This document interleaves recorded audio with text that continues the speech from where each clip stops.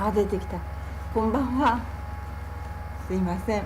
マイクをどこを押したらいいのかわからなくなりました。すいません。今日も暑いです。あれ、サイパンコさん、いきなりのメッセージ解除、撤回、どうしました？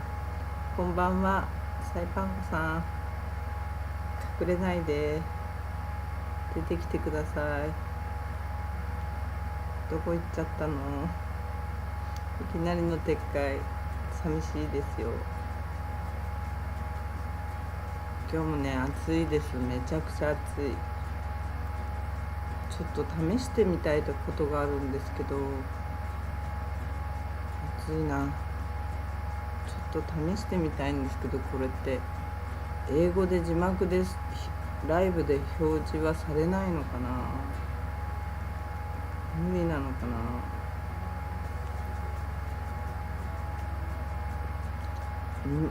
無理なの？無理みたいな。無理だ。なるさん、こんばんは。いつもありがとうございます。サイパンコさんがね、メッセージ撤回されて消えちゃってるんですよ。出てきてください。声聞こえます？聞こえるかな？こっちにしようかな。大丈夫かな？よいしょ。ダメだ。字幕ってオンラインライブ中には出ないんだ。残念。やっぱり字幕設定しなきゃダメなんですね。これね、設定ってYouTube の字幕は普通には出てきてくれないみたい。設定を違うところからなんかファイルかなんかを持ってこないとダメみたい。英語で喋ってれば日本語にはなるみたいなんだけど、こんなのね無理だからね。無理なんで、ダメなのかこれ。今携帯からやってるんですけど、携帯から今試してみたんですけど、字幕が出るのか試してみてるんですけど、やっぱりダメみたい。やっぱりダメなんだなこれ。やっぱりダメみたいですね。ダメだ。英語で喋ってる分には日本語とかにトランスレートできるみたいなんですけど、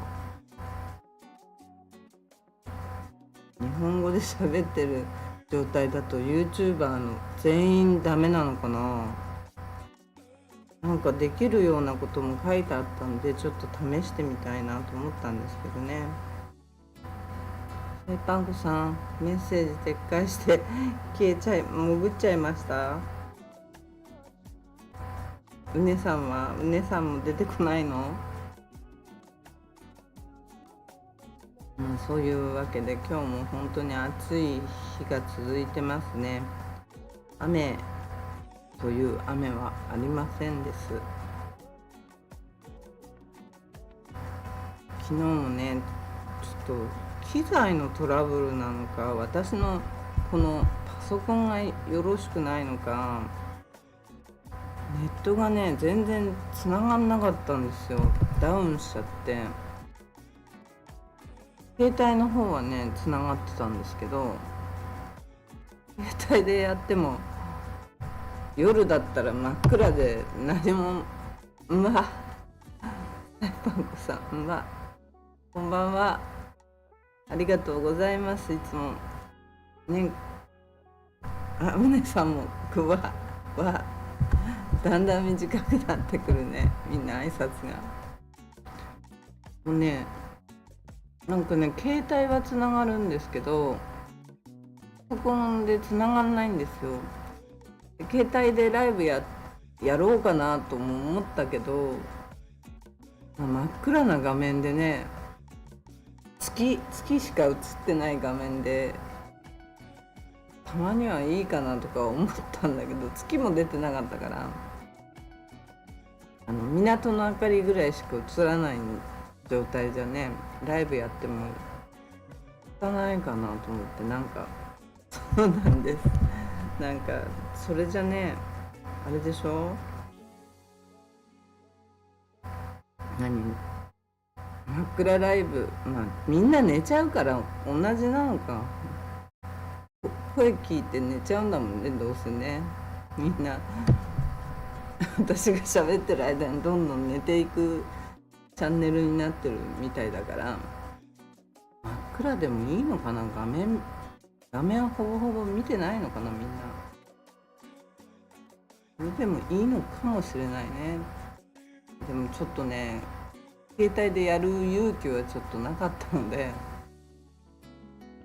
そんな、うねさんそうなんです、サイパンコさんそうなんです、なるさんそうなんです、どれどれにそうなんです、どこにそうなんですって言ったのかな、これ。わかんない。なんか言ったっけ、私。なんか言ったかな。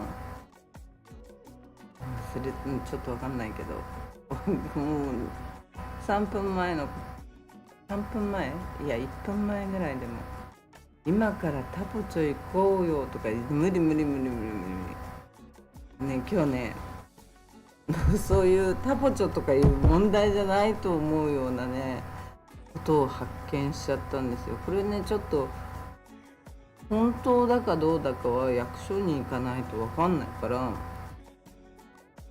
役所っていうか、でも公的文書で一応出てるものをね引っ張り出してきたんですけど、探してきたんですけど、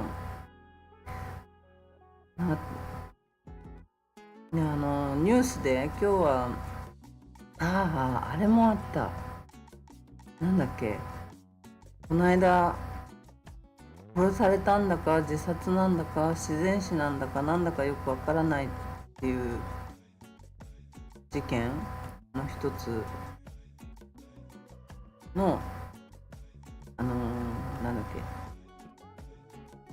け、検査だっけ、死体の検査を出したやつ、検診出してたやつね。マリアナ・バラエティさんが調べたところによると、独自にニュースを調べたらしいんですよ。でそこにこのマリアナ・バラエティさんによると、正式な発表ではまだ出てないらしいんですけど、自殺っていうふうに判定されたらしいんですよ。医者の検視官が言ってたらしいんですけど、自殺なのっていう感じなんですけど、警察はまだ発表してないんですけど、これほらなんか事件絡みだっていうことを言ってたじゃないですか。だからちょっとね、まだ本当かどうかはわからないですけど、一応、マリアナ・バラエティさんの見解では自殺と判定されたって報じてるみたいなんですよね。どうなのかなっていうのはありますけど、だからそうすると3人が自殺っていうことになるのかな。あの事件4人が亡くなってて、1人が自然死になってたんだと思うんだけど、ちょっと結構前の3週間ぐらい前の、そんな前じゃないか、10日ぐらい前、あれ、そのぐらい前の新聞にマリアナス・バラエティさんに載ってたやつだから、4人がでも何らかの事件に関わってるんではないかっていうような感じの報道の仕方だったんだけど、どうなったんでしょうね。この正式発表が全然ないので、まだ調査中なのかなとも思うし、私のね県もね、うちに入ってきた変な人の件もまだ答えもらってないんですよね。この間ちゃんとしてくださいっていうことを言いに行ったんですけど、何にも返事なし。なおかつ去年の強盗の件、この間ほら英治オフィスに呼び出しがあって言ったんですけど、1週間待ってくれから、もうすぐ1ヶ月になっちゃうんですけどね。こっちから電話してまた言わなきゃダメなのかなと思って、何回聞いてもね、もう何回行ったか分かんない。あっちまで行くとね、ガソリン代高いから行きたくないんだよね。本当だったら来て説明してほしいぐらいなんだけど、で行くたんびにね、何にも分かりませんとか、1週間待ってくれとか、バケーション行っちゃったとか、そんなことばっかり言われてると、本当こっちのねお財布が傷んじゃうわよね、本当に。そうなんかね、マニアな、なんだっけ、観光局が結構力入れてるらしいんですよ、去年とかから。その前はほらコロナ禍とかなんだらってあったんで、でも23年からの、ちょっと待ってね、マリアナ・シバラエティがに書いてあったんですけど、6月5日からね8日に韓国でなんかソウル国際旅行博っていうのがあって、それに参加して観光プロモーションを行ったっていう公式な報告ですみたいなのが書いてあったんで、これ日本でもありますよね。よくマリンダイビングフェスティバルとか、今はなんかあんまり聞かないけどあるよね、そういうのね。日本でもあると思うんだけど、そういうのがあって行ってたらしいんですよ。それで私が気になっちゃったのは、ここにあるコメントが結構ひどいこととかがいっぱい書いてあったんで、ちょっと待てよと思って、観光局って今までも過去にもいろんなところにお金を使ってきたんですよね。本当にそれが2023年、例えば23年24年コロナ以降のことでどんな感じで使ったのかなとかって思ってちょっと調べてみたんですけど、ちょっと待ってね、どこだっけな。そうこれ2024年9月にね公表されてるね文書によるとね、 MVA の全体の予算は630万ドルなんだって。結構すごいなと思ったの。グアムとかと比較しちゃあれなんだけど、地方自治体で630万ドルかけて、そのうちのなんとね 75% が韓国市場にかけたんだって。で日本はなんとその中の 4% か 5% だけ。中国が 6% って書いてあったかな。中国と日本とアメリカ、グアム、この辺は同じ数値で、とにかく韓国市場に一番お金をかけてたんだって。アピールね。だって韓国が飛んでるから仕方ないよね。もちろんね、韓国の人が一番なるさん、韓国からそう韓国です。韓国の人がやっぱり一番飛んできてるからね、韓国にやっぱり飛行機も韓国便が今までは多かったんですよ、一番で。6月いっぱいかな、5月いっぱいかな。あ、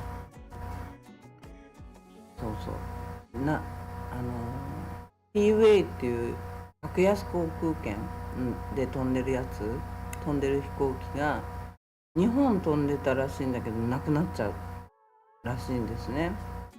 で、もう一つチェジュだったかな、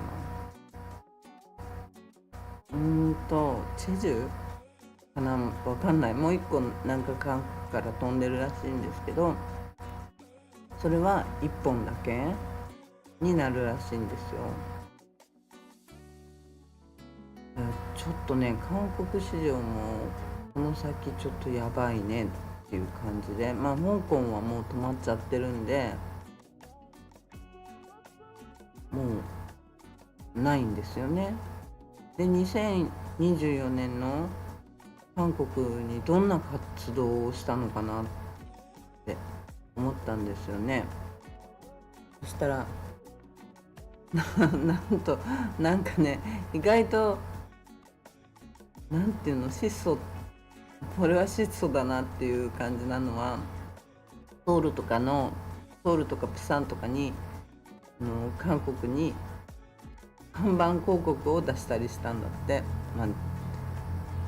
あと SNS、あとね、すごいちょっと気になったのは、インフルエンサーの起用で約330万人のフォロワーを持つインフルエンサーを招いたんだって。サイパンに50人。全然知らなかったけど、サイパンシニアンロタというところを観光してもらったんだって。サイパンコさん入ってなかった？これに。うねさん入ってなかった？なるさん入ってなかった？これに。ナバルさんもだよね。ナバルさんもこれに入ってなかった？なんかね、ホテル代とかだから全部出したりして、ここに私何やってんの？マイク入ってるよね。びっくりした。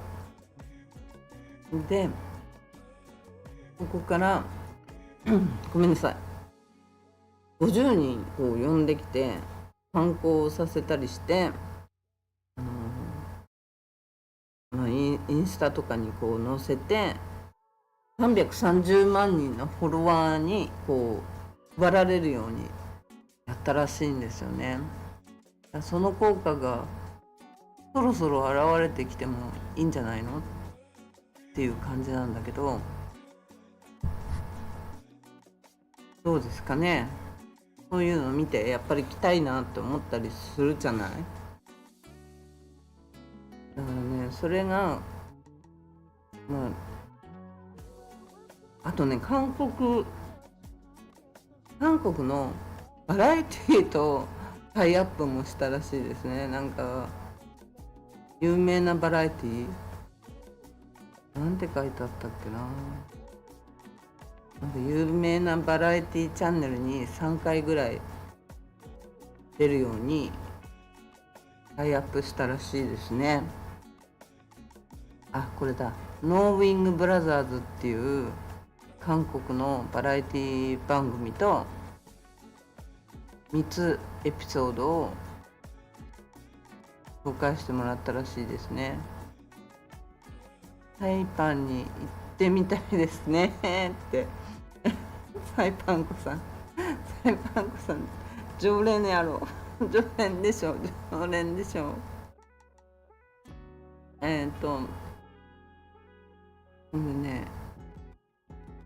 タイアップ費用とかそういうのをインフルエンサーとか普通にまともに払ったら540万ドルぐらいはかかってるものなんだよみたいなことで、実際ね630万ドルのうち470万ドルが韓国向けに使われたらしいんですよ、2024年で。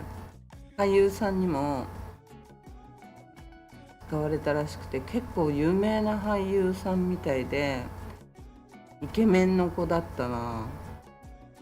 なんだっけな、名前。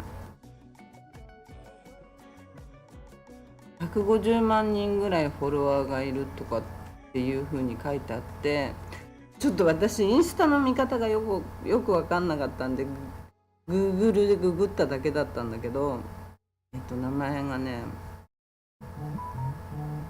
名前忘れちゃった。なんだっけな、どっかに書いたんだけどな。その子にサイパンに来てもらって、いろんなとこでこう、あれだね、クラウンホテルの前と、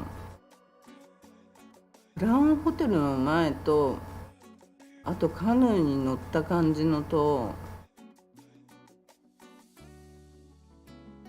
だいたいクラウンホテルの前だと思うんだよな、あの写真。あのインスタ。名前が結構有名な子らしいんだよね。その子を使って出したらしいんだよね。名前なんだっけな。コンなんとかくん。コン言っててもしょうがない。コンミョンっていう子だった。コンミョンくんっていう子で、意外とイケメンの子でしたね。なんかいろんなドラマに出てる子で、これはいい感じじゃないなって思ったんだけど、自分の個人的考えですけどね。それでバラエティもね、意外と私なんかも携わったサイパンからグアムまで岩城浩一さんと前田ドラゴンさんっていう人がジェットスキーに乗ってサイパンからグアムまで行ったんですよ。サイパンからテニアンに行って、テニアンからあの時も申し訳ないけどね、政府のやり方がね結構ねちょっとひどかったのね。船を呼んだ、イケメンですけど、呼んだうねさん呼びました。うねさんイケメンだもんね。うねさんみたいにね、こうすっきりさっとした感じのね、ちょっと若いけどねイケメンでしたよ。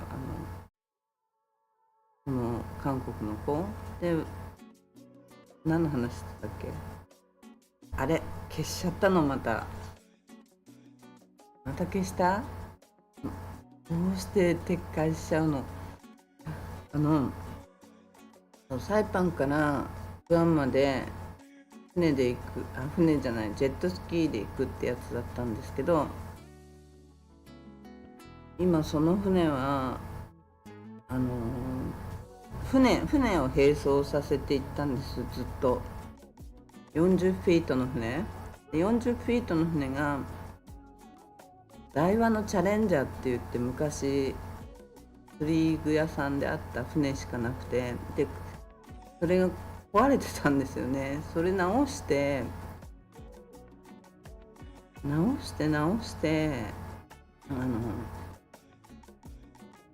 うだったんだっけな。結構ね、どんどんお金がね釣り上がってってね、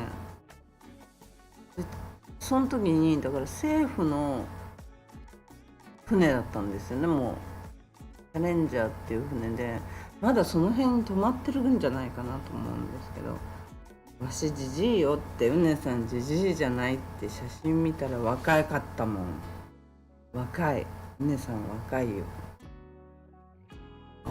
スッとした若さがある。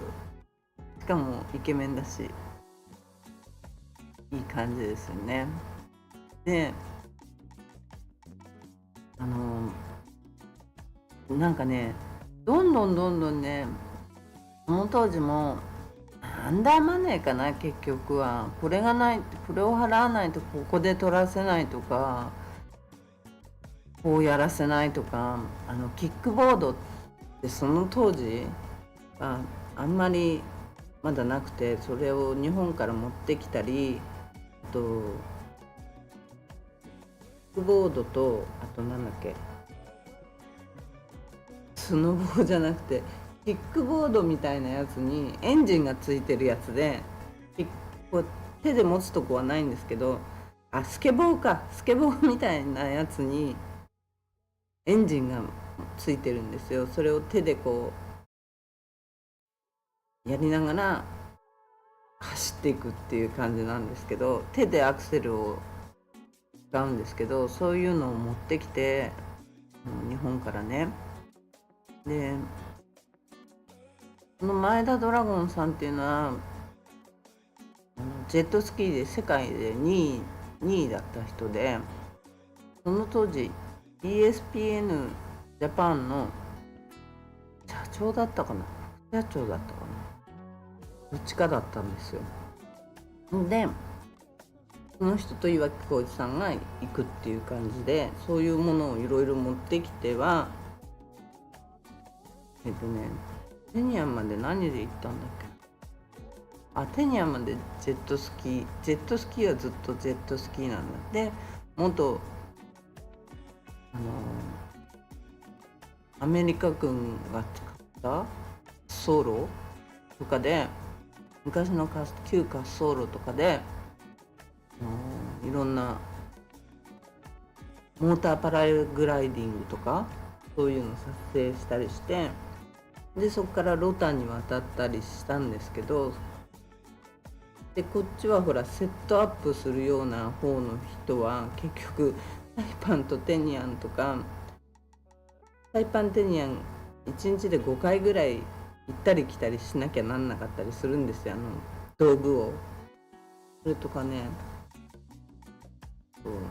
なんかね、とにかく撮影をするのにどんどん高くなって値上げされたんですよ。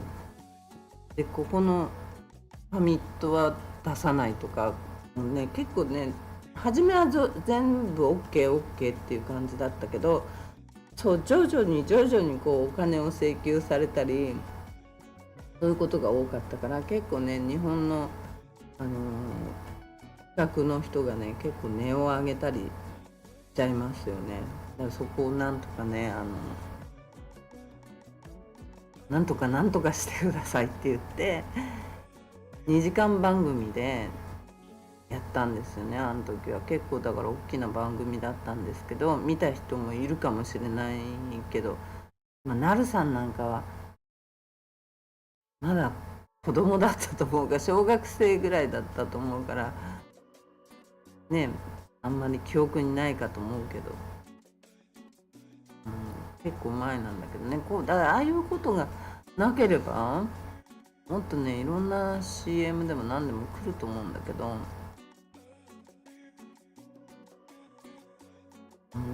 書類がめんどくさすぎるんですよ。どんどんこう、それで儲けようと、目の前のあれで儲けようとするっていう、結構ね、そういうのが目に見えたっていうのかな。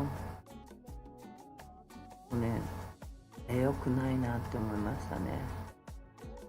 でね、だからだんだん来なくなっちゃうんですよね。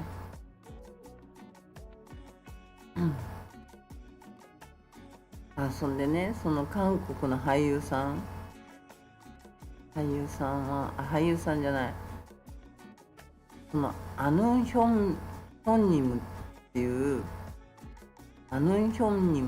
ね、バラエティ番組でやったらしいんですけど、結構ね、これも人気番組らしいですね。韓国の人気タレントや人気な芸能人がいっぱい出てる番組らしいんで、これなんかもこれもいい考えですよね。でもね、こういうのにタイアップしたっていうのはなんだけどね、去年の予算630万ドル使ってどういう感じなのかなって、その前をそんで見てみたんですね。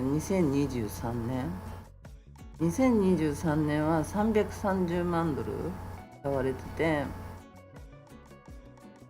で韓国がやっぱり 82%、 韓国に 82% マーケットしたみたいで、日本は 4%、 グアム 5%、 アメリカ本土 5%。 日本捨てられてますね完璧に、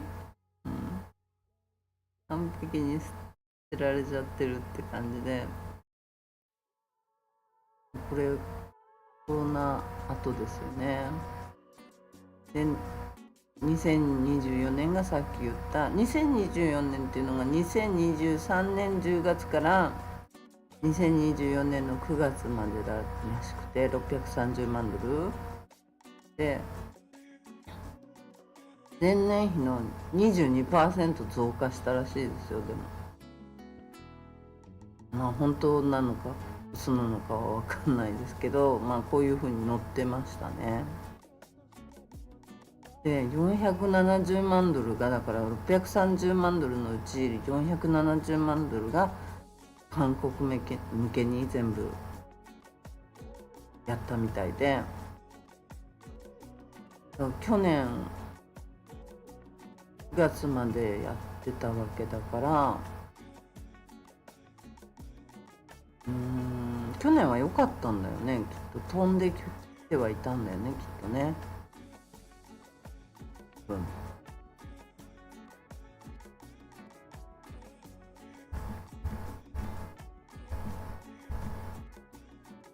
多分ね。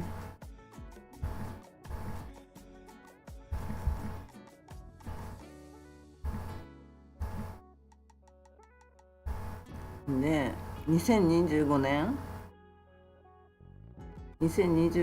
が去年の10月から今年の9月までの予算が269万ドルと、結構減ったねって感じなんだけど、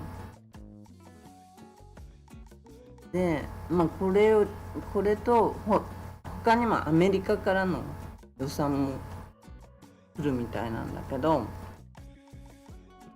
これでとにかく韓国に重視で、今年はもう大幅にカットされて269万ドルでも、このうちの50万ドルはなんかサイパンをブランディングするとかっていう会社に、オーストラリアに払われたのか、もう契約したっていうことは書いてあったけど、どうなるんだか分かんないけどね。このうちの50万ドルってすごい金額だと思う。なるさん、韓国ドラマ大好き。大好きなんだ。韓国ドラマ一回見るとハマるんですよね。ああいう韓国系のドラマとか中国系のドラマ、結構韓国系のドラマは最近のは短くなったけど、昔のってもう40話50話って当たり前ぐらいで、ほんと韓国ドラマはめちゃくちゃ見ましたね。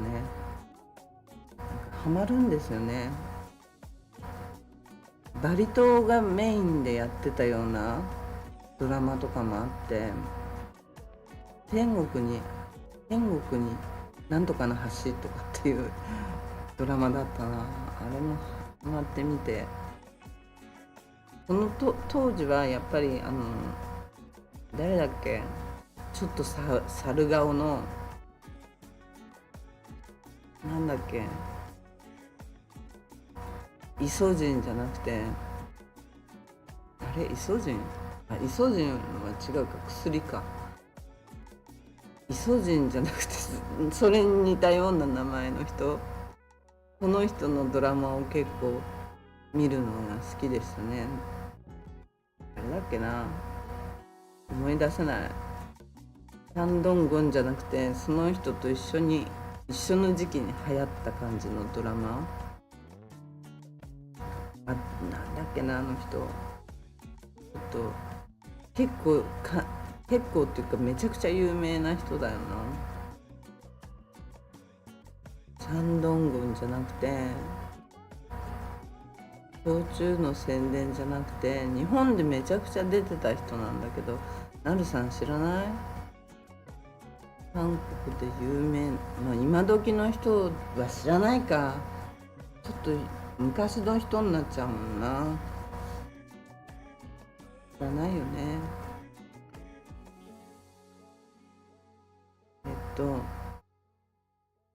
で韓国にとにかくお金をかけてて、今年はだから269万ドル、半分以下になったんですけど、そこで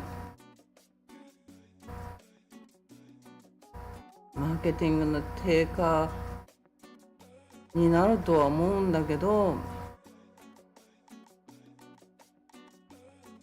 サイパンコさん、チャンドンゴンじゃない、チャンドンゴンと同じ時期に売れてた人で、日本でやっぱり売れてた人で、日本でっていうか韓国でやってたけど日本でも売れてた人で、なんだっけな、ちょっと猿顔の人で、ちょっと猿顔で、名前はイソジンみたいな人もう分かんない。ヨン様より違うな、ヨン様より新しいんじゃないかな。ヨン様の後ぐらいに売れたんだと思う。そうだよね、冬のソナタってめちゃくちゃ流行ったもんね。あのドラマに出てたかな。冬のソナタには出てないよね。出てないな。ヨン様って懐かしいね。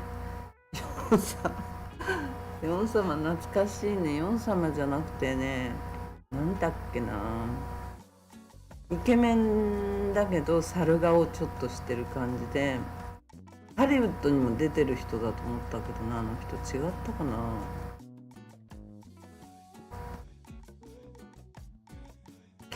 映画も結構有名なのがあったと思ったけど、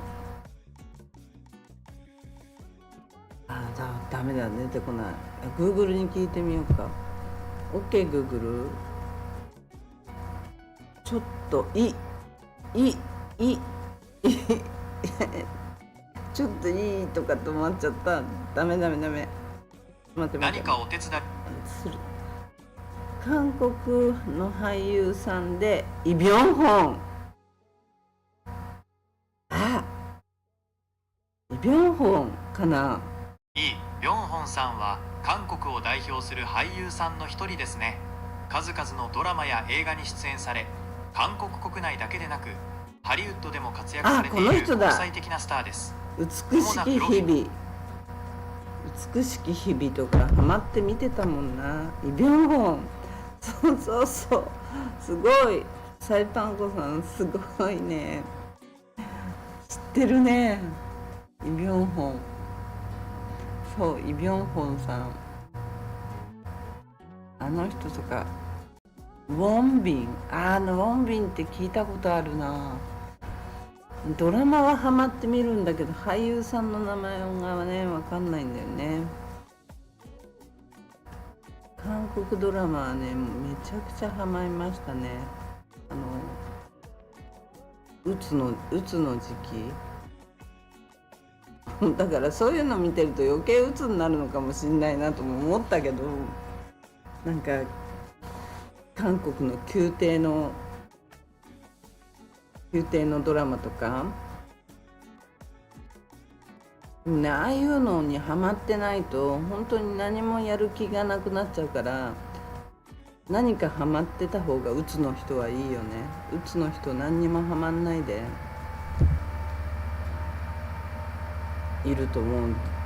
どんどん落ちていくだけだからさ。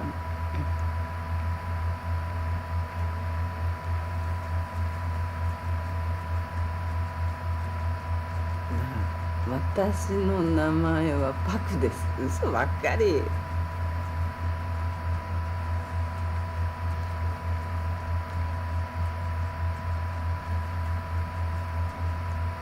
パクですってどっから出してきたの。イ・ビョンホン、そうそう、イ・ビョンホンだよね。そう書くと、ああそれでいいんだって思うわ。なるさんね、知ってるの？知ってる？イ・ビョンホン知ってる？聞いたことあるって感じでしょ、きっと。で、こっからが問題なんですよ、今日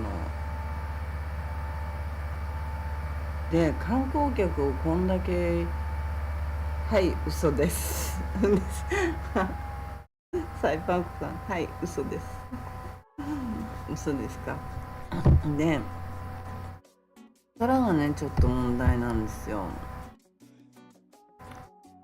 ね、ちょっと待って、2023年3年のね、じゃあこんだけ観光を呼ぶにあたって、なるさん友達って言われてますよ。友達なのかな、イ・ビョンホン。イ・ビョンホンでいいんだよね。イ・ビョンホンさん、だよね。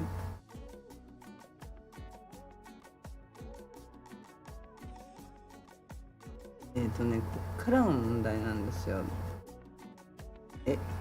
なんだって？聞いたことあるだけだろうね。なるさん、聞いたことあるだけだろうね。そう思いました。なるさんの世代じゃないもんね。なるさんの世代は違う人たちでしょ。だってもう今の世代の人たちは違うところだよね。ベッドBT？ なるさん BT でしょ。何も意味が分かんないからいいや。ちょっとごめんなさい、意味が分からないです。でね、こんだけこんだけ観光客を呼ぼうとしているんなら、やっぱり私的にはやっぱりめちゃくちゃ治安が悪いと思ってるから、で治安の費用にかけてる費用どんだけかけてんのと思って、 DPS ね、ポリスサイパンの警察官にね、どれだけかかってんのかなと思って調べてみたんですよ。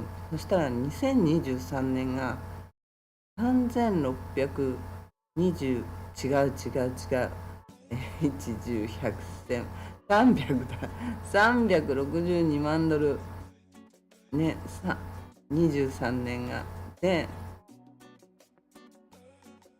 地方のこれは連邦との合わさった金額なのね。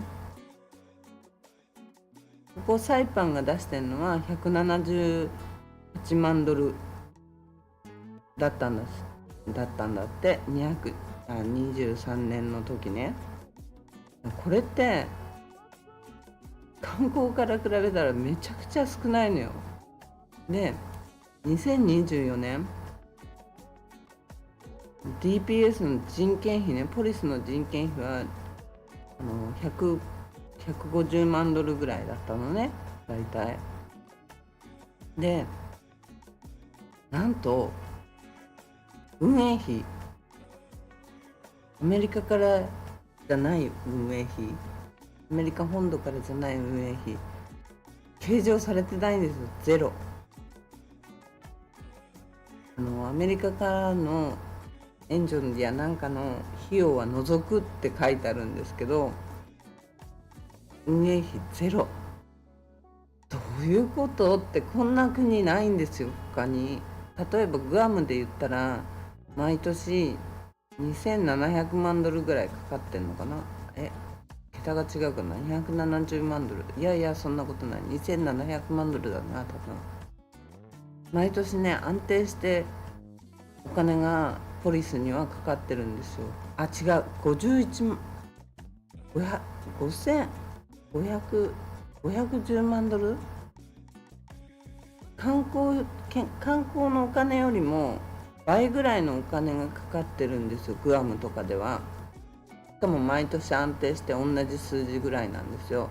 サイパンみたいにこんなガッチャガチャ、大手の人はこういうのを調べると思うんですよ。大手参入の人は、間違いなくこういうチェックをすると思うんですけど、こんな運営費ゼロでっていうポリスを動かすのに、だから人件費は払われてるけどガソリン代とかそういうものだから取れないよねこれね。2024年9月まで、2023年10月から2024年9月まで、私が強盗に遭ったのが部屋まで来られちゃったのが2024年1月真っ只中だよね、ここね。あの時にだから手袋もしない、ずかずかそのまま上がってきた証拠の品は持って帰る、そんなことしちゃう警察官がうじゃうじゃいて、なおかつ調べるお金もない。今でも今年2024年の10月から2025年のまだ9月までね、これまだ先までなんだけど、運営費なんとね、人件費は15万150万ドルぐらい出てるんですけど、運営費なんと29,300ドルと見込まれてるんだって。アメリカの予算は別としてね、めちゃくちゃなこの予算取り、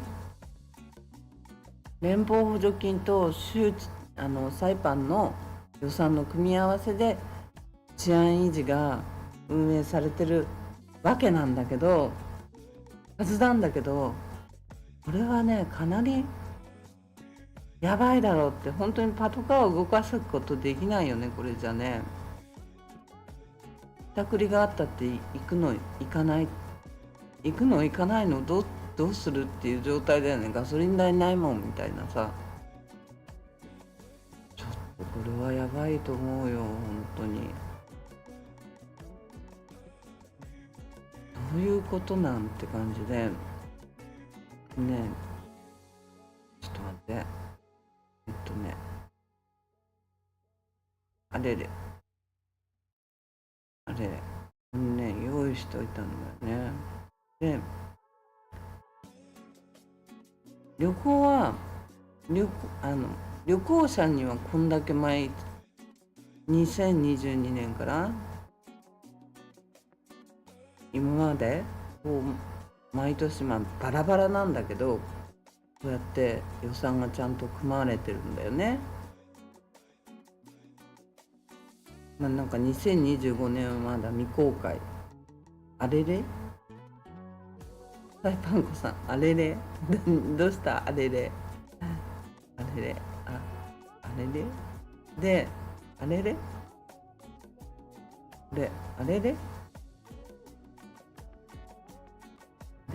どれをつけちゃったの私。 MBA の予算は組まれてるんだけど、グアムとこれ警察の予算ね、5100万ドルだね。5100万ドルから6500万ドル毎年計上されてて、サイパンこんだけよ。人件費プラスこんだけ。どうなっちゃってんのっていう感じなんだよね。あれこれどうやって消えるの？消えた。で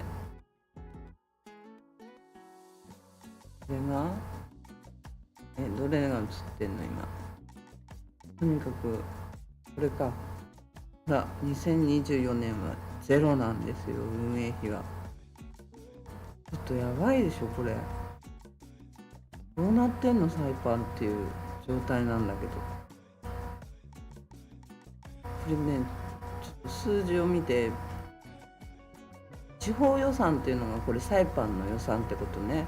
で人件費プラス運営費、人件費はもちろんポリスたちの運営費なんだけど、人件費は出てて運営費は去年はゼロ、計上されてないだけなのかもしれないけど、こういう数字が出てるんですよ。でグアムだとおいおいおいおい、グアムだとこんだけ計算、何十倍って感じのお金が出てるんですけどね。随分違うなーっていうのと、でね、旅行の方にはこんだけ使われてるのに、観光客にはこんだけ使われてるのに、サイパンコさんあれれあららって、ねでグアムの訪問者数っていうのは毎年こんな感じなんですよ。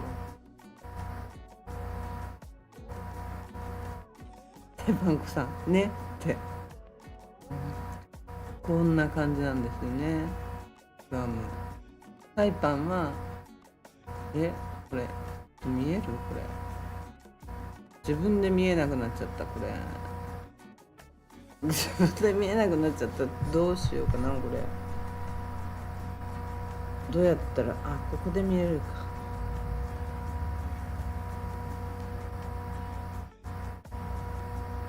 これね、サイパン、左側がサイパンの数字なんですよ。訪問者2023年2024年2025年ってあれ左側の訪問者数が載ってないじゃん。あ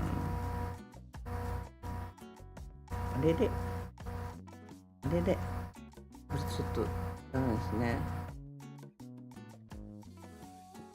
この数字が一番びっくりしましたよね。警察官に対するガソリン代とか払ってよって感じですよね。アメリカのコロナ後の補助金みたいのがまだ出てるんで、その ARPA っていう資金でなんとかなってるみたいなんですけど、連邦補助でなんとか動いてるっていう状態らしいんですけど、こんだけねかけない、こんなにポリスに治安にお金かけないってもう一か八かの賭けみたいな状態に出てんじゃないかっていう感じですよね。観光業にバンババンってお金かけて、でこれで来なかったら本当に警察でもどっちが先って感じですよね。受け入れる方がこんなポリスもいないところに送るで、大手なんかだったら、個人だったら調べないと思うけど、個人だったらこういうことは調べないと思うんだけど、大手が参入しようとしたらこういうのは絶対に調べてくるはずだから、来る条件の一つだから、全く観光業を成り立たせたいって言ってるくせに成り立たないでしょっていう感じゼロってどういうことだろうって思うんですよ。 PPAP はちょっとそれなんだっけ、パイナップルの人だよね。 PPAP 左間違いですよね。ちょっと画面が切れちゃってましたね。すいませんサイパンコさん。ゼロっていうのがどういうことなのって、パトカーのガソリン代通信設備や無線機とかもそうなんだって。であと弾薬や制服、ライト、保守点検とかもそれに入ってて、施設運用費これがゼロっていうのは明らかに変だよねっていう。だよ PPAP で、実際はだからコロナ救済資金とか連邦補助金の別枠を使って運営費を補ってたんじゃないかと思われるらしいのね。じゃなきゃ給料だけじゃどうにもなんないよね。で給料を人件費を削除すると職員辞めちゃうよねって言ってたんだよね。めちゃくちゃ辞めさせたって、ポリスをめちゃくちゃ辞めさせたんだって言ってたから、それは私はね、そうやって警察の人から聞いた時にはなんか悪い人がいっぱいいて辞めさせたのかなって、だらしない人とかがいっぱいいて辞めさせたのかなとか思ってたんだけど、多分でもそっちの意味だと思うんだけど、でもこっちの意味もあるんじゃないの。予算がないから結構削ったんじゃないかなっていうのが、こういう数字を見ると思えてきてしまうなっていうふうに思いますね。だって運営費を地元では1円もつけられなかったってある？でも問題はさ、やっぱり補助金が切れた後の問題だよね。本当に何も動かなくなるよね。パトカー動かせない、装備修理できないみたいな、この辺がちょっとって感じなんだよね。コロナの補助金だっていつまで出るかわからないっていうか、もうね2024年12月まで計上したものしか出なくて、それが反映されていくのが2026年までなんだって。だからその2026年までに観光客が回復してドカンってこうバブルみたいに来なきゃいけないんだけど、でも受け皿がやっぱりこういう状態じゃ、実際ね今変な事件がいっぱいあるでしょ。こういうダクリだなんなのってどういう強盗、しかもちょい前にはご夫婦が殺人されたり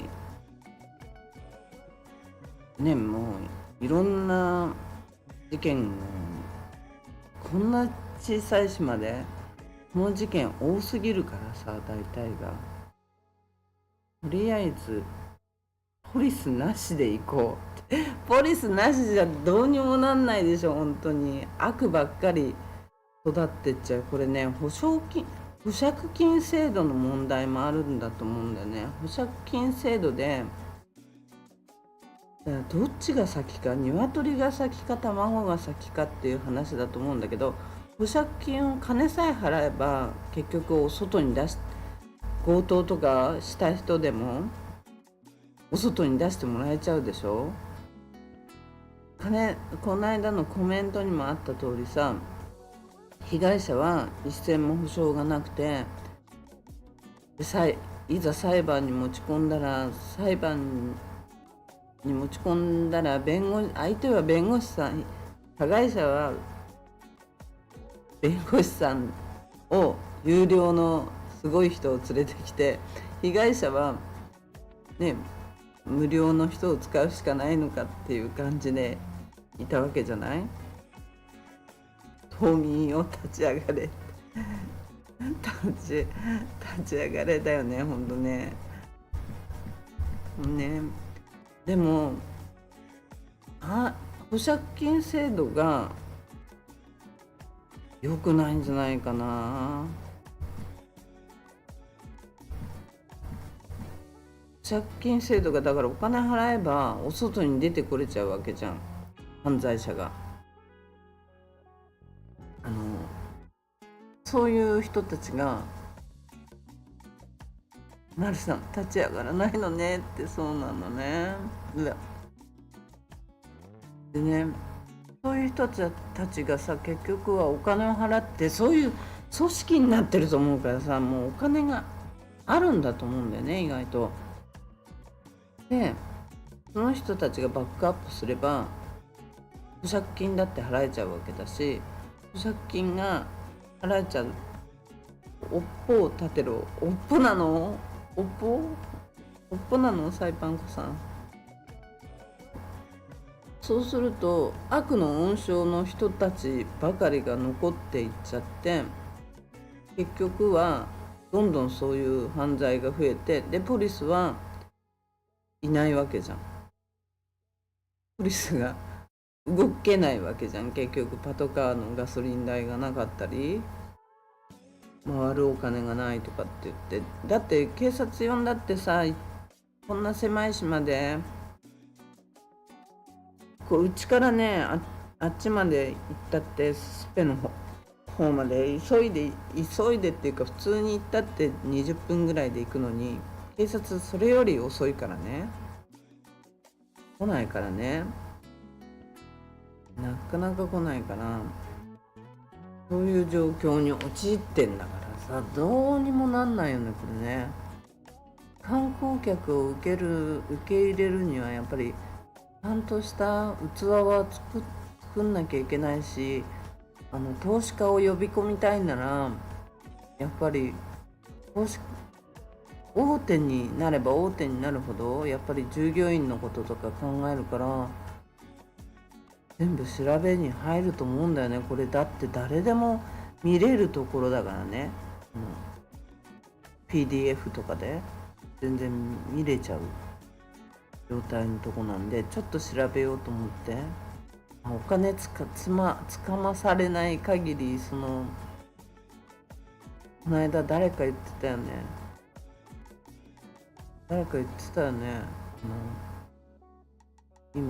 今時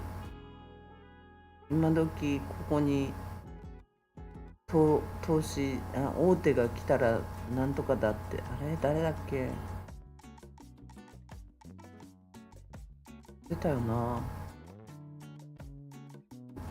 アホかなんかだって言ってたよね。誰かコメントしてたよね。コメント来たよね。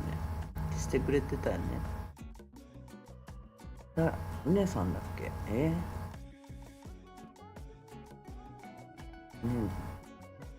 実際にね、全部ゼロとされてるわけだから、運営費ゼロの実態は本当にもうそういう支援だけで賄ってる形だから。で MBA の観光客を誘致するために使うお金は630万ドル使われてて、警察はほぼゼロだったわけでしょ。観光には手厚く、警察運営には地方からほとんどお金が出てないという矛盾した状況だよね。笑い事じゃないと思うんだよね。なんでこんなことになってんのって。どっかをカットしなきゃいけないのはわかるんだけど、今の状態で、今のこの観光客がいないっていう状態で、お金が入ってこないっていう状態で、いやどっかをカットしなきゃいけないけど、警察じゃないだろうって思うんだけど、どう思います？警察カットしちゃったら、だって観光客の安全も保たれないんだよ。観光客に何かあっても警察来ないぞ、これじゃ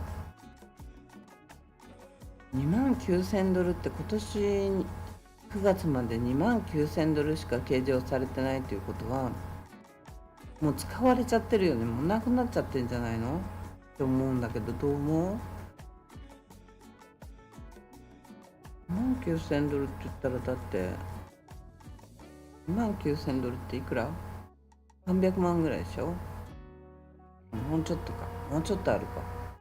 今ドルが高いからね。ちょっとどう考えてるんだかちょっと私にはね理解が、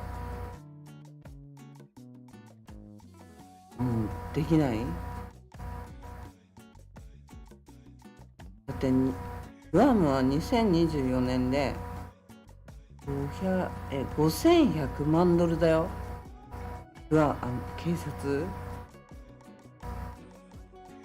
サイパンクさん麻薬のあら入らん。何あら入らん、どっから来たそれ麻薬の何これ、中継局やサイパンクさんサイパンクさん人身売買の一つ一つ止まるねの麻薬の中継局や人身売買の拠点にダメでしょ。拠点にしませんよ。そんなことやってたらね、もうボロボロになっちゃう。ボロボロに。サイパンじゃなくなります。それは本当にひどいことになった。ダメでしょ。ダメ、そんなのダメ、絶対ダメ。本当に。だってそんなようなことも言われた時期もあったからね、実際に。今までそういうあんなのダメってサイパンクさんダメってなるさんもね、ダメですよね。そりゃグアム政府はだってグアム警察に対して5100万ドル割り当ててんだよ。で今年なんかもっと増やして6500万ドルよ。中国人サイパンコさん、何中国人なんだ中国人、すごい規模だよね。グアムすでにやってるよ。やってないダメでしょ。そんなことやっちゃう。中国人ね、サイパンね、真面目な人もいっぱいいるんですよ。この間じゃない、今日か昨日の新聞にそういえば載ってたのが中国人の人でしたね。グアムに船で9人でグアム島に行ったのかな。グアム島に行って、だから入国してて2022年ぐらいにグアム島に行ったんですって。サイパンでお船を買って、でグアムに密入国しちゃったんだって。で今年になって捕まったとかっていう話なのかな。ちょっとよくわかんないけど、3人だけが6人はもう刑を受けていて、で3人が今かららしくて、1人は自白しますって言ってて、あと2人は僕は知らんって言ってる感じの状態らしいんですよ。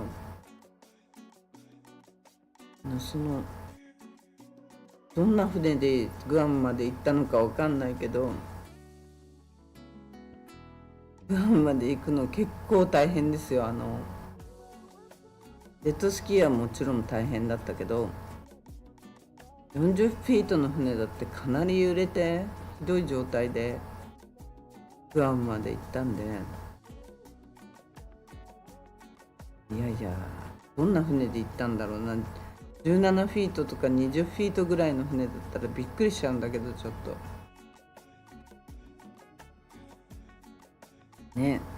でグアムはね、だからちゃんとそういう風に毎年計上されてるんですよ。観光の方でも2700万ドル毎年。額が違うんだよね、サイパンと。額が違いますね。やっぱりバランスがずっと取れてる感じで、サイパンみたいにガチャガチャしてないですね。いやでもグアムがこんなすごい、あんなすごいところになるとはね、急速に伸びたからあんなにすごくなったわけは、なんかちょっと調べるとやっぱゾーニングなんかの政府が結構投資家の方にやっぱ向き合ったみたいなんですよね。サイパンさん、サイパンにパスポート切れた日本人止まっちゃった、いるよね。私サイパンにパスポートも持ってないですよ今。切れてるかどうかも分かんないんだけど、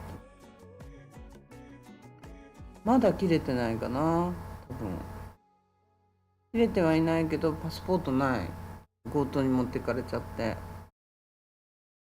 $160もかかるって言われてるから、今生きるのに大変だから作ってないパスポート切れた日本人、切れてはいないけど持ってないですよ。切れた日本人いるよねっていたら、切れちゃうとどうなんの？どうなっちゃうの？どうなっちゃうんだろ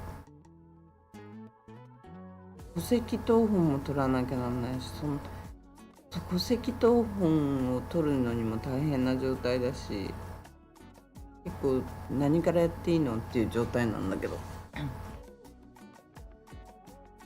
ねえ、何からやっていいのか分かんない、いるよねって私のこと言ってんのそれ、サイパンコさん、もしかして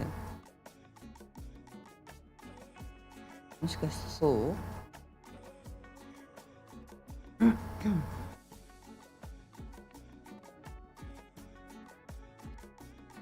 だからグアムはプロモーションなんかでも毎年決まってだいたい2700万ドルって決まってるんだよね。30年サイパンにいるらしいそれ誰のこと言ってんのそれ誰のこと言ってんの？男の人？だからもうアメリカのビザを持ってるかなんかなんじゃないの？知らないよ。30年サイパンのビザを持っていて、日本のパスポート切れちゃうとダメなの？ダメなのかな、ちょっと待って。 OK Google、 海外で日本のパスポートが切れちゃうとダメなの？はい、海外で日本のパスポートが切れてしまうといくつかの大きな問題が発生するため、非常に不便で危険な状態になります。具体的に何がダメなのかを以下に示します。不法滞在になる可能性。パスポートはその国に合法的に滞在していることを証明する、ビザがあってもダメなの？はい、ビザがあってもパスポートが切れていたらダメです。これは非常に重要な点なので。重要だって。パスポートいつ切れるんだろう。男の人ちょっとボケてた。観光できて住み着いたみたい。そんな人いるの？パスポート切れてるか確認しなきゃ。私もまだ切れないとは思うんだけど、戸籍謄本取り寄せなきゃなんないんだけど、戸籍謄本取り寄せんのにめちゃくちゃ大変なんだよ。500円かな、500円をじゃあ振り込みますって言ったら、振り込みはできませんって言われて、郵便の切手を買ってくださいって言われて、切手買えないじゃんここで。だからそれをなんとかさせてくださいって言ってもダメって言われて、もうどうしていいのか分かんないよね、あのね。こんなさ、誰しもが誰かにすぐ頼める人がいるなんて思わないでほしいんだけど、ちゃんとそういうシステムないんですかって聞いたの。振り込みをして郵送はできますって言われて、日本国内ならだから日本国内だから日本国内じゃないから頼んでるんじゃないって言って役所に電話したんだけど、役所に連絡したけど、もうねどうにもならないよね。切手を買って入れてくださいとか、500円貸してくださいって言ってみるの、役所の人に。言ったところで、だって送るとこが日本国内じゃなきゃダメ、結局は誰かに迷惑をかけなきゃいけないってことになってくるじゃん。なんか変なシステムだよね。それでまだどちらにしろまだお金にも余裕ないから作ってないんだけど、10年パスポートをいつだっけな、いつだろう。ちょっと待って、ビザがどうのこうのって言ってたよね。ビザでもダメなの？ OK Google？ グリーンカードがあってもダメなの？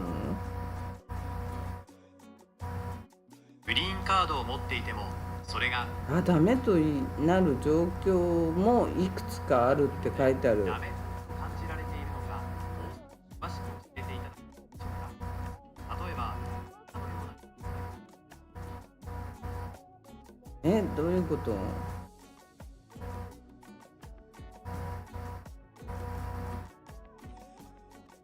応募資格？応募じゃないよ、応募じゃないです。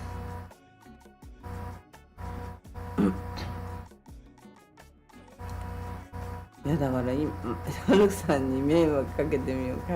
迷惑はかけらんないですよ、人にはね。だからだってそんな行政がそんなことを決めているのに、それを日本人の人に提供できないっていうのはちょっとおかしくない？その500円を振り込むシステムのもないとか、手で買って送ってくださいって切って買えないじゃないっておかしいと思いません？だってそれなのにおかしいよね。おかしいと思うんだよ。だってその役所からでどっかに日本に送って、また日本からここに送ってもらうとか、そういう感じなわけじゃない。で結局戸籍謄本じゃんそうなんです。おかしいと思うんだよね。そういう結構重要な書類なわけでしょ、そういうのって。それがそういうふうにできないってことが切って届けていや切って届けて本当にね、そういう、もう人になんか頼んでばっかりだったりするから、ちょっとなと思ってそれやってないんですよ。だからでもなんかグリーンカードの場合は何？待って、これはもう一回後で調べなきゃダメだね。日本領事館何にも言ってなかったけどな。日本領事館の人と最近また喋る機会が多いんだけど、変な人が現れたりして、うちの敷地に OK Google？ パスポートが切れちゃうと海外にいるとどんな影響があるの？にゃにゃダメ。なんでこと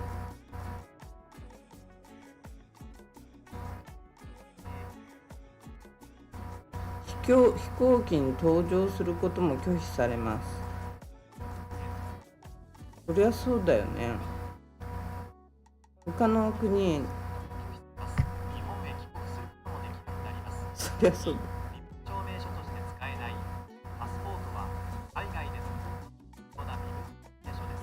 期限が切れるとホテルへの入院、銀行口座の開設、そういうことじゃないんだよな。クレジットカードの提示などあらゆる場面で証明ができなくなり、日常生活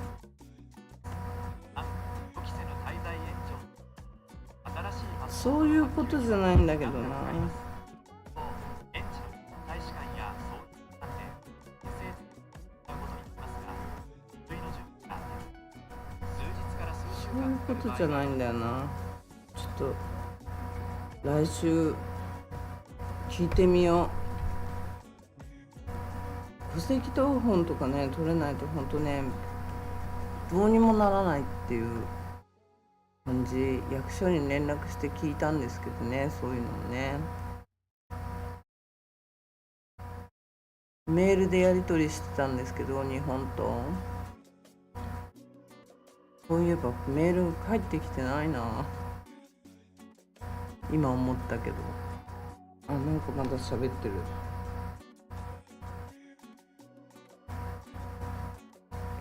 日本とねメールで役所とやり取りしてたんですけど、ちょっと調べさせていただきますって言って同じようなことをこれ言ったんですよ。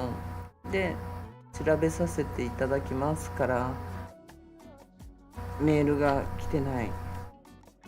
なんか Google が私の声にずっと反応しちゃってんだけど、どうしよう。止まって。とりあえず代替のパスポートをあ、違う、私がページを開いたからだ。とりあえず代替のパスポートを入手しようか。入手しようね。とりあえず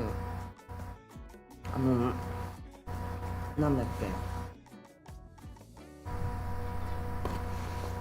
け、グリーンカードはもう来たんですよ、早々と。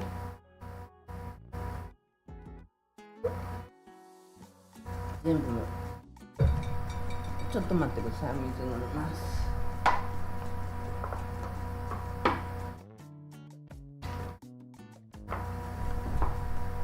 グリーンカードはねもう早かった、めちゃくちゃ早かった、来るのが。FBI に連絡して全部レポート書いて、オンラインでね、全部オンラインでやって、パスポートから何から何まで盗まれたっていうのを全部出して、でグリーンカードも盗まれちゃったって言ったら、グリーンカードはね期間が延びてきましたね。今までの期間じゃなくてまた新しく申請した状態の期間で伸びてきましたね。でパスポートなしとかそういうの全部チェックして出したんですよね。よかったと思って、身分証明書何にもなくなるとこだったって感じで、本当にえらい目にあったんで。入手ね、マイナンバーカードあれば大丈夫。マイナンバーカードなんて持ってないって持ってないってマイナンバーカードになってから日本に行ってないって。マイナンバーぐらいはあるかもしれないけど、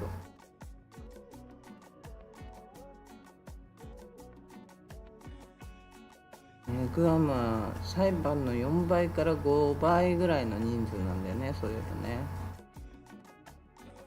もっといるのかな。プロモーションはでも10倍だね。観光客に対するマイナンバーってどうなったの結局。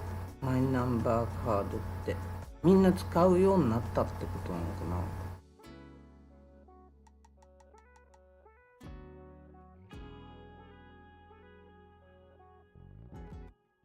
わ、にゃにゃ、ダメダメダメダメダメダメ。うんちするの？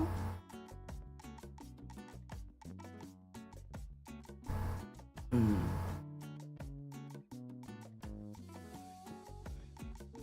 いい子だね。おトイレ。にゃにゃね。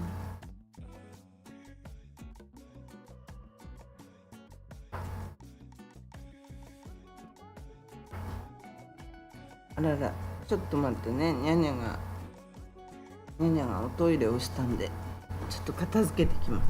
片付けないとずっと掘ってるから、少々お待ちください。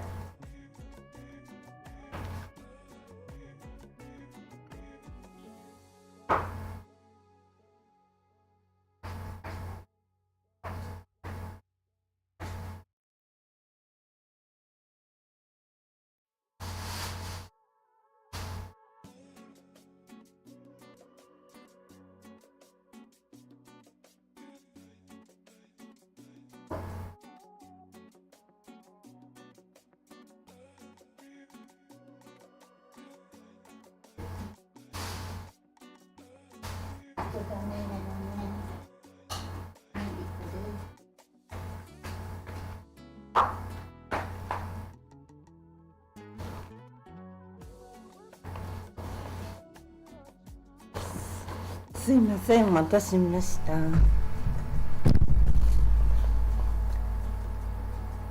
猫。そうです、猫のトイレです。すいません。先日2回目の更新があるんだ。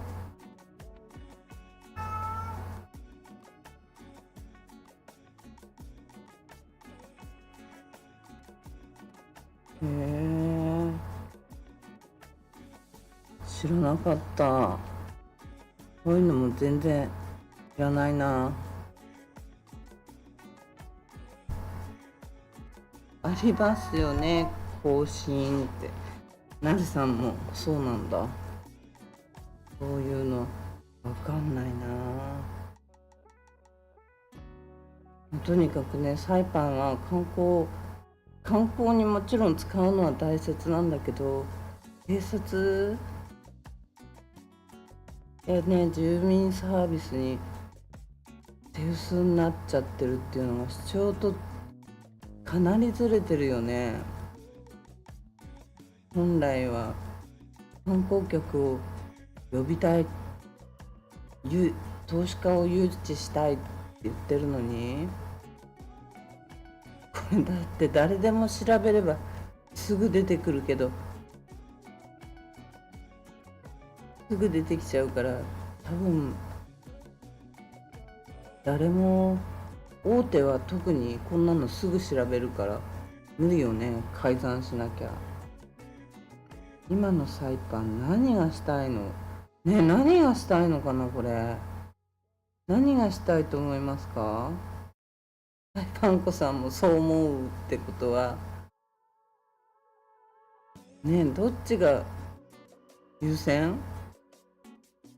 観光も優先しなきゃ入ってくるものが入ってこないからすごい困るとは思うんだけど、観光客を入れるには投資家がこういろんなお店を出したりなんだりしなきゃダメだし、でもともとの観光客と投資家が安全にサイパンで過ごす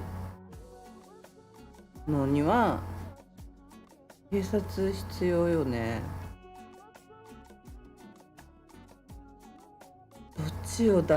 どっちを秋に行くけど大丈夫ってね。サイパン子さんは大丈夫だと思う。我が道を行けると思うからほら、大丈夫じゃないのはやっぱりなるさんみたいな人たち、危なっかしいよね。やっぱりちょっと危ないでしょ。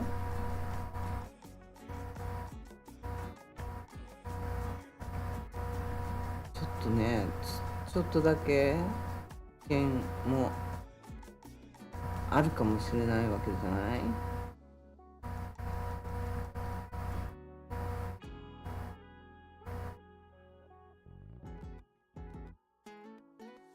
ちがサイパンコさん、私怖い。私怖くないって。サイパンコさん全然怖くないから大丈夫。問題ないですよ、サイパンコさんは。ほんとね、どっちを優先してるのはまあ観光なんだと思うんだけど、こんだけ数字がこんだけやばいってことは。でもね、グアムは6500万ドルだよ、警察に投資してるの。やばいでしょ、同じ地方都市で。グアムは観光だけじゃなくて治安にも莫大な投資を続けており、両者の姿勢の違い鮮明とか書いてあるし、怖っ。本当にさ、これちょっと地元に住んでる人たちをさ、今投資してる人たちをないがしろにしてる状態だよね、これ。やっぱり問題でしょ。観光湾の安全性そのものが損なわれるでしょ。で、観光で稼ぐはずなのに治安が悪い観光地はやっぱりリピーターが増えなくなっちゃうじゃん。こうサイパンコさんとかねみたいに本当のリピーターは来てくれるかもしれないけど、どれが本当で嘘かは分かんないけど、なるさん危ない子危ない子じゃない。なるさんは危なくない子なんだよ。A子さんが危ない子だったよ。A子さん、仮に A子さんとしておこうかね。A子さんっていうことにしとこうかね。なるさんは危ない子じゃないですよ、全然。全然危なくないから。やっぱりね、プロモーションに力入れてるけど、裁判一応ね、グアムよりは少なくても、力一生懸命入れてるけど、入れる場所がちょっと違ってると私は考えるけどね、思うけど、その受け皿であるね、A子ちゃん、違う、A子ちゃんでもいいか。そうだね、A子ちゃんでもいいね。その受け皿がやっぱり治安維持に弱いっていうバランスの悪さが出ちゃう数字だよね、これじゃあ。ちょって感じ。本当に観光客を戻したいって言うけど、観光客がまた来たいって思えるようにしなきゃダメなんだよね。どう？なるさん。なるさんどうですかね。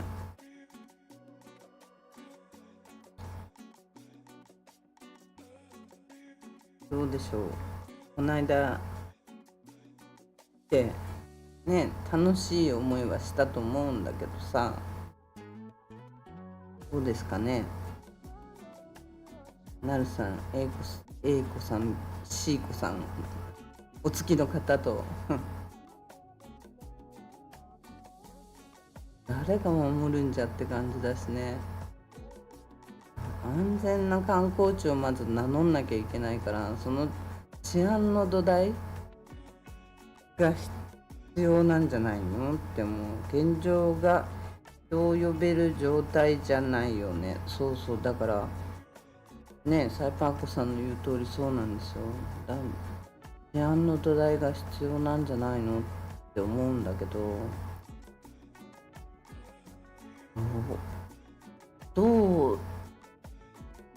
どこだからさ、いらないわけわかんない省庁、絶対動いてないだろうっていうような省庁があったりするのよね。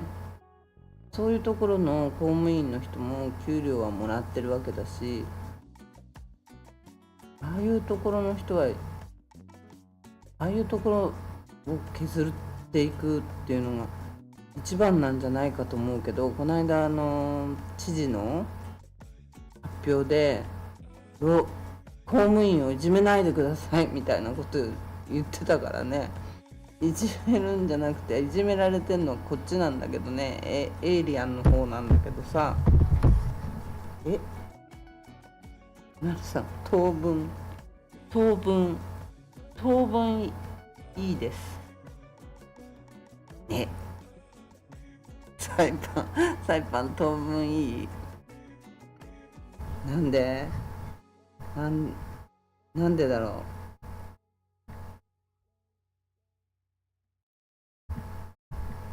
なんでだろう。当分ダメ。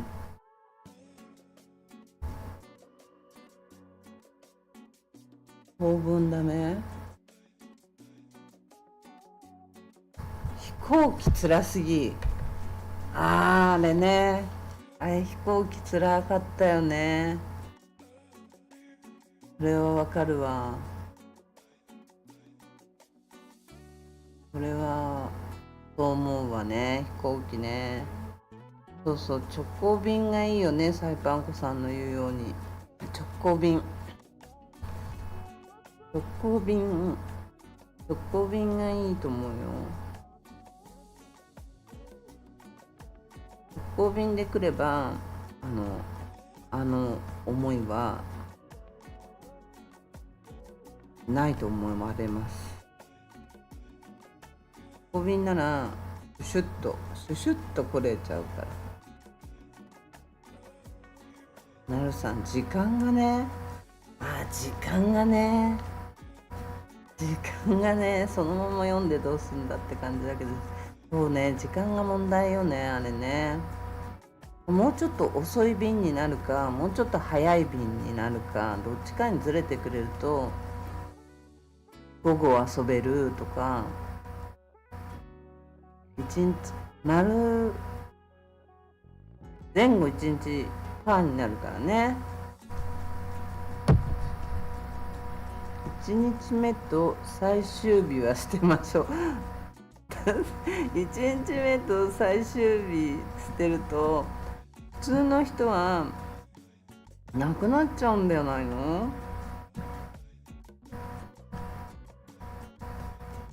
普通の人はだってサイパンコさんみたいに1週間とか10日とか来れないからね。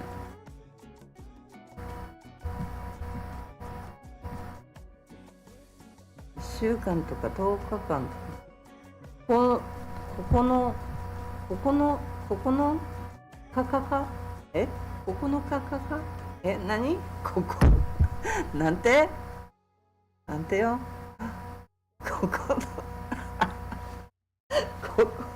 の9日間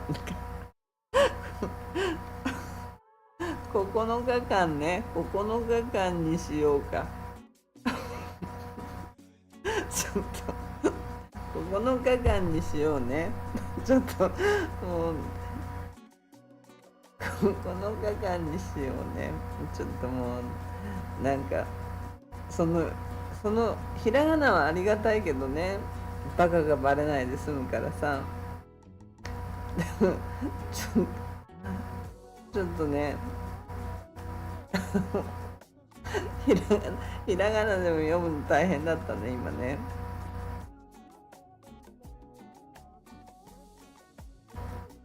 もうちょっと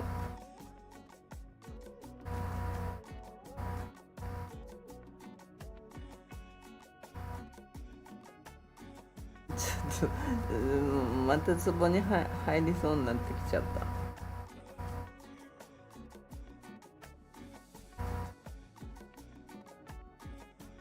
ツボに入りそうになっちゃいましたねまたね。もうちょっとやばい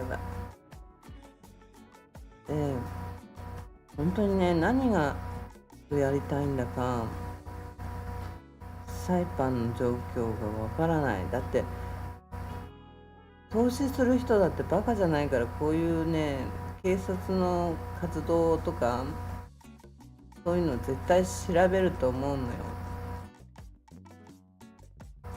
調べていくと思うのよ。投資する人だって。裁判長じゃない。ごめんなさい。まるまるもりもりさん、こんばんは。やってたのね。やってました。はい。裁判長じゃない。またツボにはまるからやめてちょうだい。ツボにはまっちゃうですね。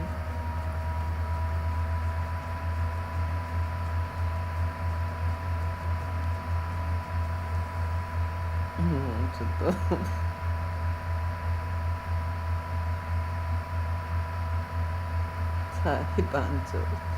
裁判長もね2人降りたんでまるまるもりもりさん、昨日やってなかったよね。やってなかったですね。昨日ね、なんかね、調子が、私じゃなくてね、パソコンの調子なのか、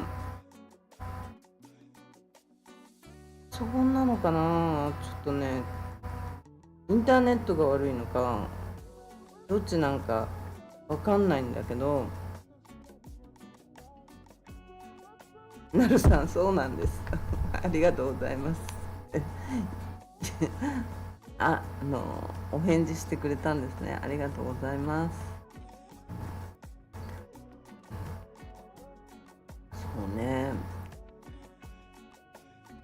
観光の方のアピールに大きく賭けに出たのかな、サイパンは。そのためにね、前夜さん、サイパン子さんもそうなんですって。ありがとうございます。ありがとうございます。で、ね、大きく賭けに出たのかなとかも思いますよね。観光客の方に集中させて、警察治安維持にお金をかけないなんて、こんな感じだよね。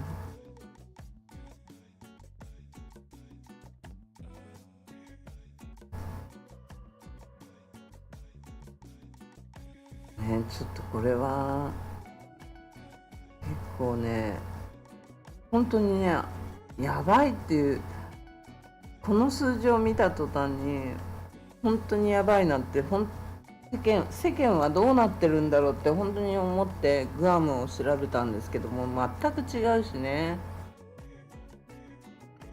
観光客も何もなければ、来て何にも事故でも何にもなければね、もちろん大丈夫だと思うけど、悪い思いをしないで帰れると思うけど、もし何かあった時に何もしてくれる人がいないわけだから、ポリスが。それが困るよね。もしものことってあるわけだからさ。何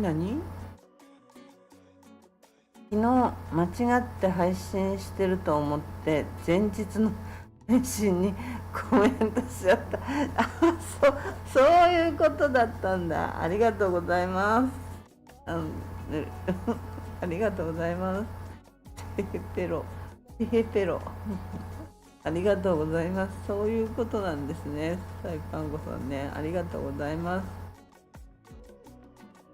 そうね、昨日はね、パソコンがね、調子悪いのかな。そんなのかな。ネットだと思うんだよね。インターネット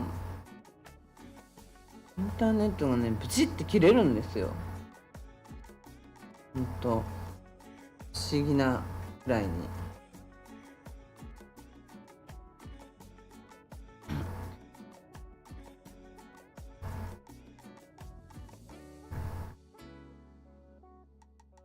ブチって切れて、なんかここから繋がんなくなって、くるくるくるくるって回り出したりするんですよ。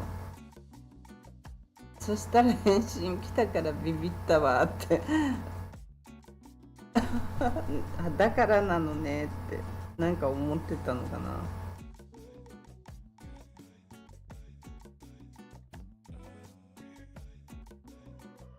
なんか思ってたのかな。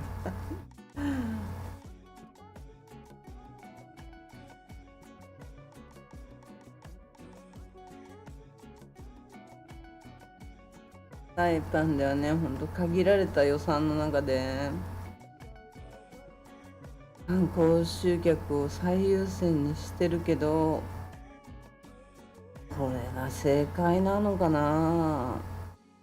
どう思う？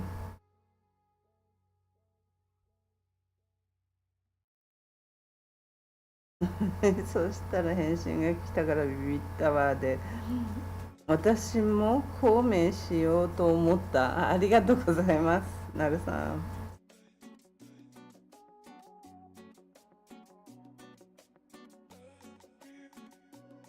ありがとうございますね。嬉しかったですね。でもうんねさんコメントくれてね、ほんと根性でやれみたいな根性でネットはつながんないからね。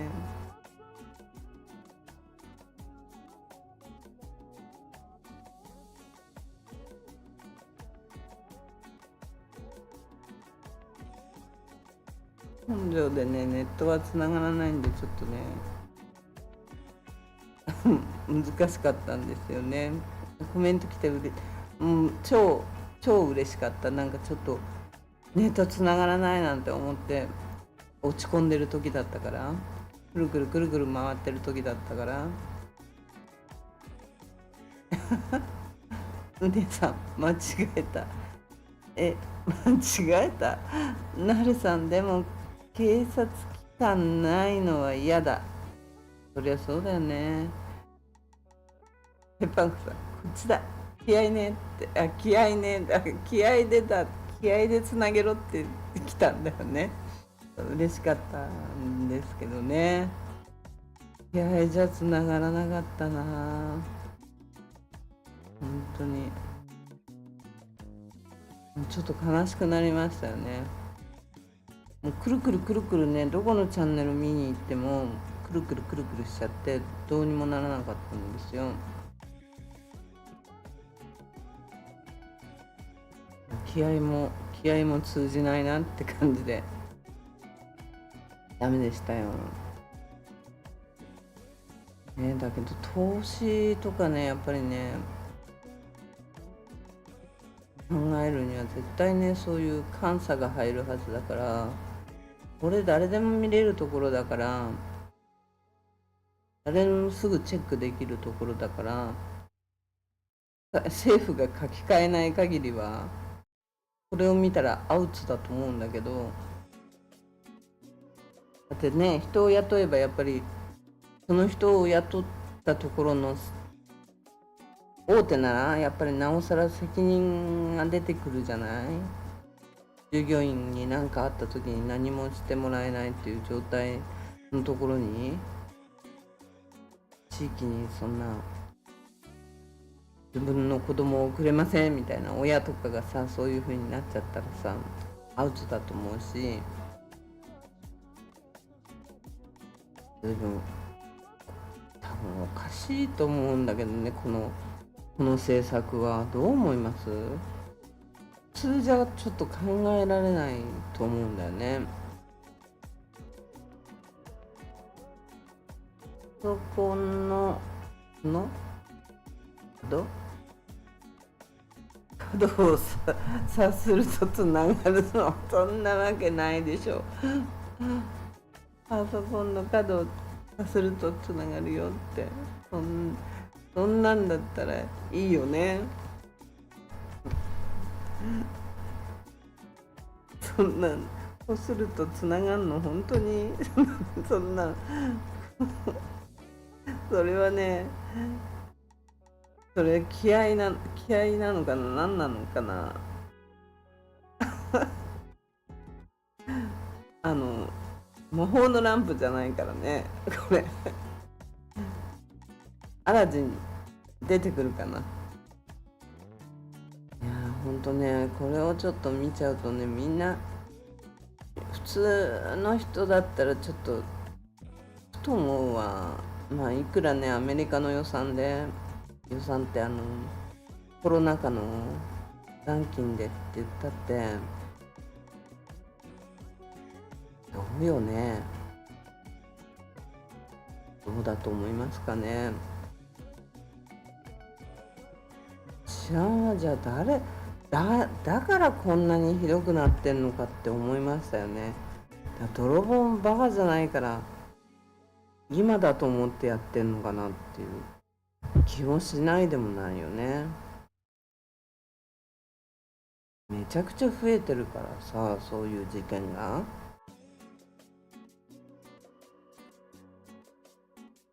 この間だって学校、あっちこっちの学校でパソコンみたいな電子機器みたいなものが盗まれてるでしょ。そんなのもありえないって。本当買う人だよね。買う人間を止めなきゃどうにもなんないと思うんだよね、私これね。買う人間に罰を与えないと絶対これはね収まらないと思うの。そういう政府のやり方が間違ってると思うんだよ。今までだって買ってる人間に対して罰を与えたっていうのが、罪に問われたっていうのがないんだもん。もしくは叩くとって壊れちゃうって、サイパン粉さん壊れちゃう。普通の人はいかないね。まったりのんびり無心になるには最高ですが、そうなんだよね。だからここでねなんとかしないと。本当だけどこの政府のやり方はね本当にね私的には間違ってるんじゃないかなと思うの。こんな観光にバンバンお金かけ、バンバンでもないんだけどさ、お金かけてでさ、なんだそれお金、プロモーションにお金かけても基本の数字がダメで、基本を受け皿をねちゃんとしとかない限りはやっぱりね、こんなの本当調べるって。誰でも投資ちょっと大きい会社なら2006年だって、今からまだコロナの予算があるから、それで賄えるかもしれないけどって言ってたって、現状本当に警察いないからね。昼間はなんか知んないけどスピード違反とか意味わかんないことやってんの。昼間やんないで夜やれって感じだよね、あれね。夜やったら犯人の一人でも捕まるかもしんないけど、昼間なんかスピード出してんのはちゃんとスピード出してたって真面目な人がちょっと急いでるぐらいの人を捕まえるから、あまり意味ないと思うんだよね、あれ。私も捕まったし、去年だか一昨年だか。私スピード出してないのに異議申し立ての方に行こうかと思ったけど、めんどくさいと思って、もう何言ったって無理だなと思って。この国はそういえばこういうのさ、知事の一声ね、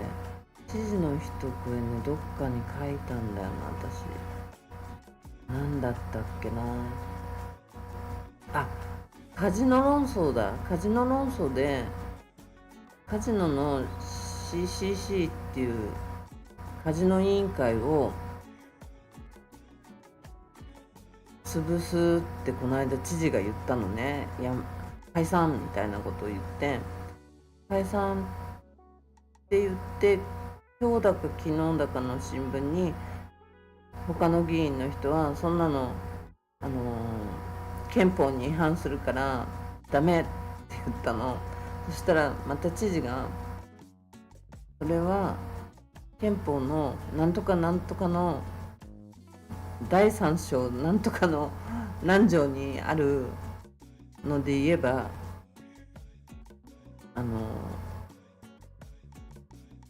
認められるんだとかって言ってたのね。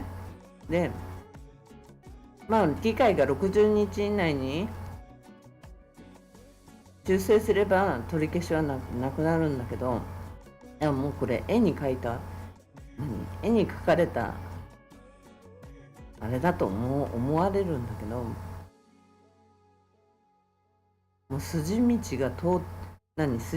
ゃなくてこうシナリオができてて、それを今ちょこちょこ進めてるんじゃないかななんて感じがすごくしてきたんだけど、この毎日のようなこう言ったやったダメだやれみたいな報道で、だけどね、このね知事のねこの僕の一声がどれだっけな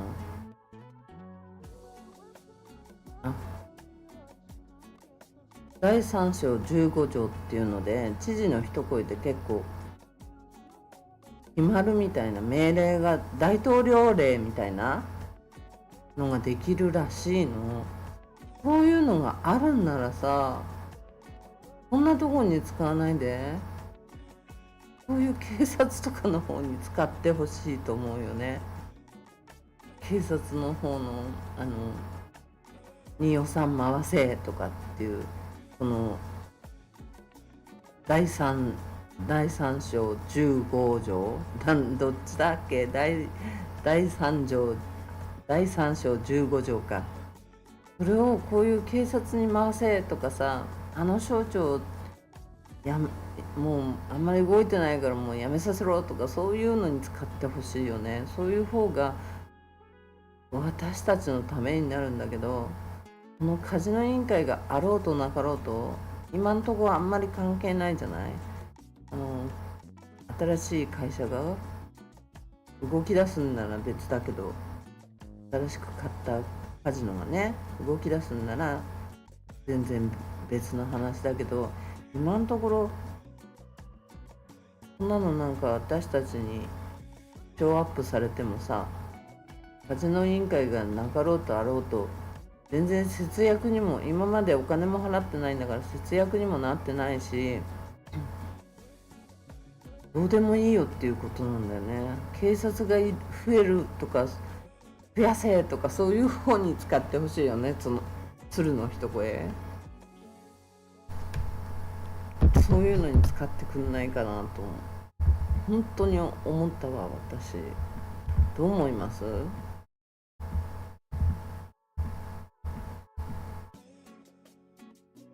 本当に言ってる方向が全然どこ行っちゃってんのかなって。パンダの一声、パンダじゃないけどね、パンダじゃないけどパンダはほらサイパンにしか日本人にしか通用しないから、サイパンダさん通用しないんだけどさ、ちょっとね、そんな感じなんです。本当にちょっと今日はだらだら長くやりすぎましたね。姉さんも寝ちゃったかな。そんな感じなんです。なるさん、姉さん、サイパンコさん、あれ丸森さん、ナバルさんいたよね。ナバルさん、あれ、マルモリさんって、マルモリさん、あれメッセージ消した？マルモリさんメッセージ消した？もしかして。あれいたよね、さっき来ていただいたよね。来ていただいたよね。喉が痛い。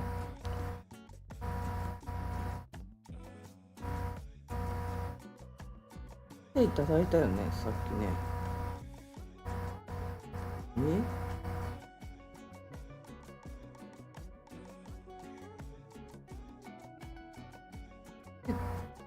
来てくれましたよね。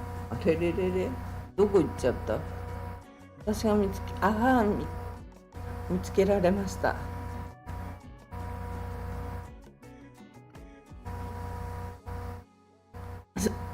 ね。あらららら、私が見つけられないだけ。あ、いますよ。ありがとうございます。うねさん、おはよう。ありがとうございます。ね。こんな感じで、うねさん、まるもりさん、なるさん、タイパンゴさん、皆さん、ありがとうございます。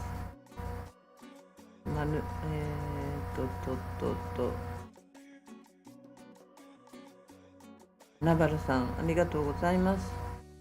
もしね、よかったら、いいねボタンと、チャンネル登録を皆さんよろしくお願いいたします。なんか英語とか韓国語とかでとか、あと台湾語とかで見てくださってる方がいらっしゃるらしいんですけど、本当にすいません。私の滑舌が悪くて、どういう風に翻訳されてるかわかんないですけど、寝てた姉さん寝てた、毎日、お越しいただいてありがとうございます。また英語もそうですよね。英語だってどうやって翻訳されてるかわかんないんですけど、YouTube の自動なんで、これ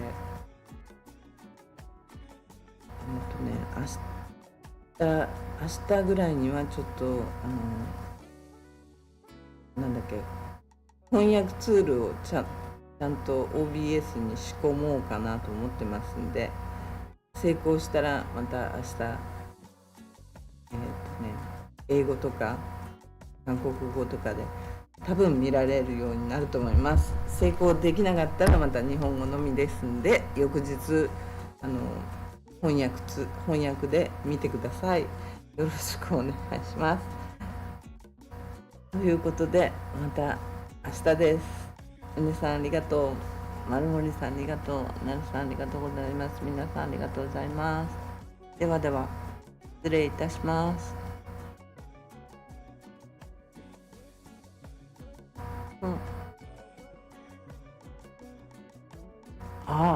イスラエルがなんかやったみたいだね。危ない危ない。それではまた失礼いたします。